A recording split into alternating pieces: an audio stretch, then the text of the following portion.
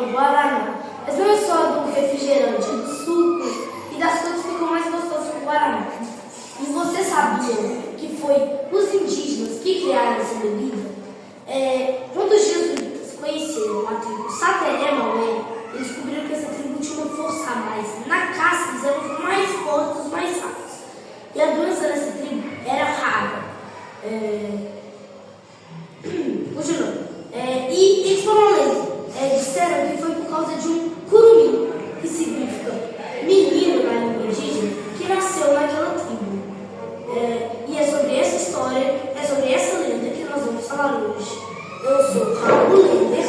Eu sou Davi de Paula. Eu sou Pedro Carvalho. E eu sou Pedro Gabriel. Uma vila, bem no centro da Amazônia. Bem no centro da Amazônia. Essa vila era cercada de fauna e flora. Muitos animais, muitas plantas, um mais bonito que o outro. E nessa aldeiazinha existia um casal, um homem e uma mulher.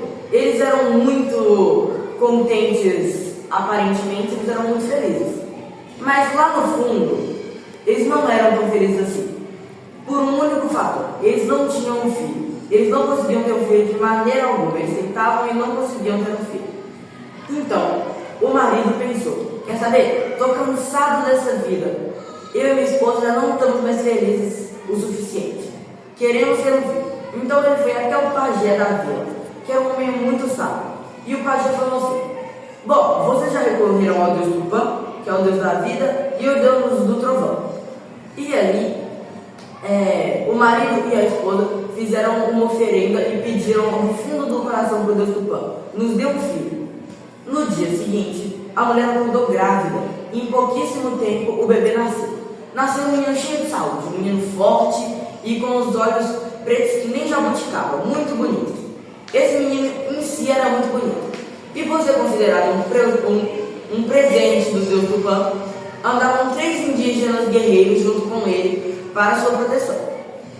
Então, esse menino aprendeu tudo com eles. Aprendeu a escrever, aprendeu a falar, aprendeu a caçar, tudo com esses 3 indígenas que eram muito fortes e poderosos para poder proteger esse menino. Mas uma coisa que esses indígenas não contaram era da lenda de um espírito maligno, invisível, que habitava a floresta. O nome dele era Jurupari. O Jurupari pode mudar de forma e ficar invisível. É um bicho horrendo que tem uma boca gigante bem no meio da barriga. E eles não contavam para o menino para ele não ficar com medo. E o Jurupari sentia muita inveja do menino, porque o menino era muito bonito e todos gostavam dele. E agora eu vou passar o nome da história para o repórter Pedro, porque não me pagam o suficiente para contar tudo. Bom, Jurupari decidiu matar o bebê. Só que ele não sabia como, pois os guerreiros sempre protegeu o Coraci muito bem. Um dia, o Jurupari começou a rodear a aldeia para expulsar os animais, dificultando a caça. Um certo dia, todos os guerreiros precisaram ir caçar. E deixaram um tomando conta do curumim. Eu não sei se o guerreiro estava envenenado ou cansado, mas foi só encostar a cabeça na árvore que adormeceu. Jurupari, que era o deus dos sonhos, aprisionou o guerreiro dentro de um pesadelo, e o curumim subiu numa árvore enorme. Veio uma ideia à cabeça de Jurupari. Ele se transformou em uma cobra e enrolou